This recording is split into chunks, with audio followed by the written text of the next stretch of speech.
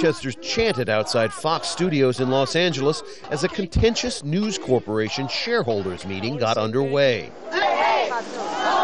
Company chairman and CEO Rupert Murdoch has been on the defensive after revelations of mobile phone hacking by employees of his News of the World paper in Britain. The scandal rocked the government of Prime Minister David Cameron and spurred resignations of government officials and high-level police officers. No cameras were allowed inside, but on an audio feed, Murdoch was heard apologizing for the scandal once again. There is simply no excuse for such unethical behavior. Some large investors, including the California Teachers Retirement System, voted in favor of ousting Murdoch from his chairmanship.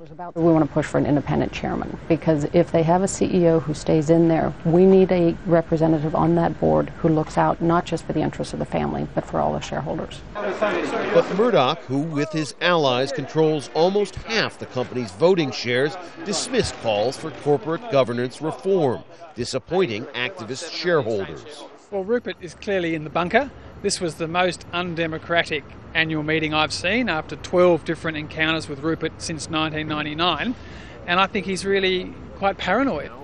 British Parliament member Tom Watson says more scandalous News Corporation revelations are on their way. My investigations will continue in Parliament in the UK, and of course we've got criminal investigations and another inquiries taking place as well.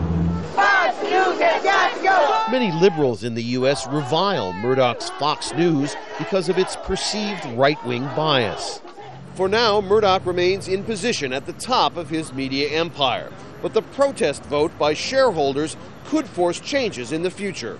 Mr. Murdoch is under intense pressure that the independent directors who saw his performance today will now be more motivated to actually take action to represent the 87% of the shareholders in News Corp who are non-Murdochs.